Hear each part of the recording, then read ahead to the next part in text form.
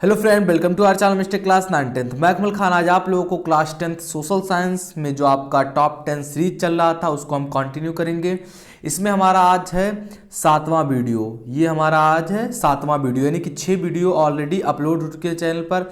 यदि आपने चैनल को सब्सक्राइब नहीं किया तो चैनल को सब्सक्राइब कीजिए। प्लेलिस्ट में अभी आपको वीडियोज़ मिल जाएंगी। सोशल साइंस की प्लेलिस्ट आप ओपन करेंगे और आपको वीडियो मिल जाएगी। देखिए, इसमें जो हमारा 7वां आज प्रश्न है ये हम पढ़ने जा रहे हैं। तो देखिए, 7वां प्रश्न में क्या क्वेश्चन है कि जल की दुर्लभता क्या है और इसके कारण मुख्य क्या है। मुख्य कारण क्या है इनके। जल की दुर्लभता मतलब होता है, इसका अर्थ होता है कमी। जल की कमी से आप क्या समझते हैं और इसके बारे में आपको बताना है। तो देखिए, जल की कमी जान रहे हैं कि एक जो रिपोर्ट है इसके अनुसार कि भारत में 2025 तक भारत की एक नितांत कमी महसूस करेगी। भारत के लोग जहां कुछ क्षेत्र हैं जहां 2025 तक जल की कमी महसूस होगी, तो ये रिपोर्ट के अनुसार है। तो देखिए, इसमें क्या कह रहा है कि जल के विशाल भंडार और नवकरणीय गुणों के होते हुए भी जल की कमी महसूस की जाए तो उसे जल दुर्लभता कहते हैं, जल की कमी कहते हैं। जब यानी कि विशाल क्षेत्र, इतने बड़े बड़े क्षेत्र में इतने बड़े बड़े मतलब कि पूरा धरती पर कितना 1/4 भाग जल है।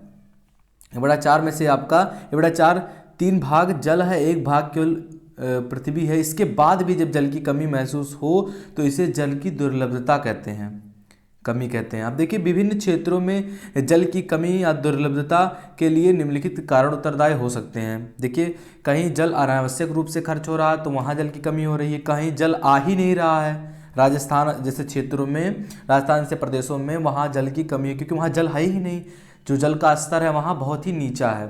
तो अलग अलग कारण हो सकते हैं। देखिए, इसमें आपका पहला कारण जो दिया हुआ है जल की दुर्लभता में, पहला कारण आपका कि बढ़ती जनसंख्या। ये आपका पहला पॉइंट है, कितनी जनसंख्या बढ़ रही है जिससे। अब देखिए, जनसंख्या में क्या लिखा हुआ है। अगर आप इस तरीके से लिखते हैं जैसे हेडिंग वाइज यहाँ लिखा हुआ है तो आप श्योरली पूरा नंबर गेन करेंगे। तो देखिए क्या कह रहा है इसमें, जल अधिक जनसंख्या के घरेलू उपयोग में ही नहीं बल्कि अधिक अनाज उगाने के लिए भी चाहिए। पीने के लिए नहीं, सीधा अर्थ है कि पीने के लिए नहीं, केवल जल की मान लीजिए आप पीने के लिए पर्याप्त जल पा रहे हैं लेकिन आपके खेत सूखे हो जा रहे हैं, सूखे हैं और उसमें जल की कमी है, तो इस तरह से ये भी जल की दुर्लभता मानी जाती है। सिंचाई के लिए भी प्रयुक्त जल होनी चाहिए। तो देखिए, ये था नहीं।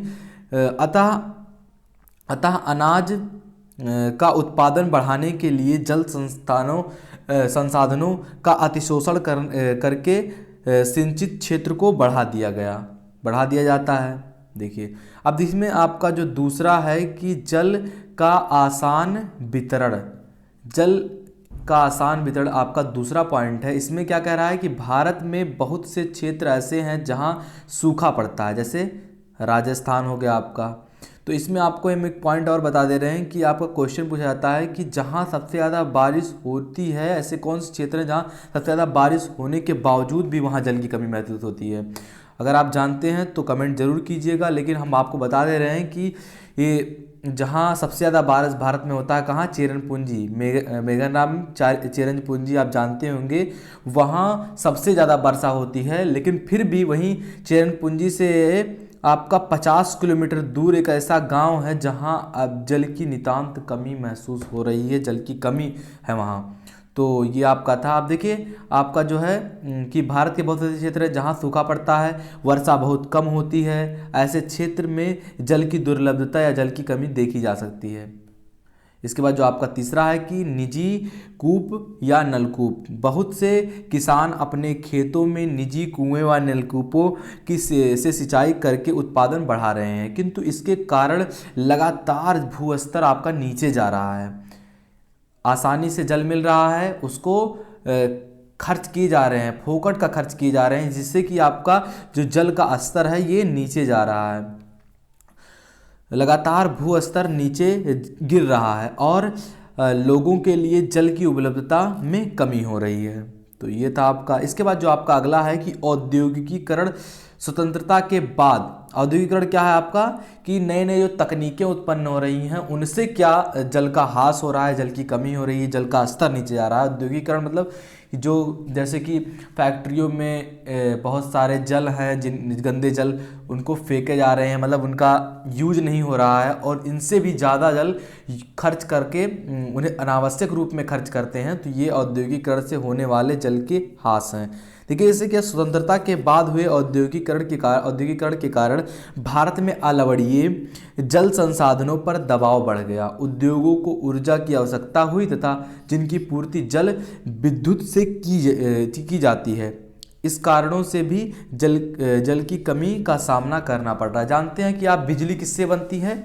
जल से ही। जल को गिराया जाता है, ऊपर से नीचे आता है, फिर ये आपका ऊपर से नीचे जाता है और फिर जल से बिजली आपका बनता है इस तरीके से।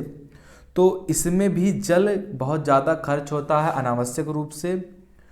तो ये औद्योगिकरण, जल का आसान वितरण और निजी कुएं या नलकूप और आपका बढ़ती जनसंख्या, ये सारे कारण थे जिनसे कि जल का ह्रास हो रहा है, जल की दुर्लभता महसूस की जा रही है।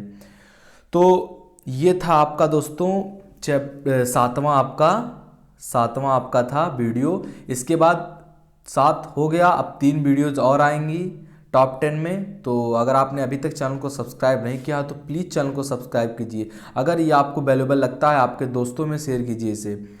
तो दोस्तों मिलते हैं आपसे अगली वीडियो में, तब तक के लिए जय हिंद जय भारत।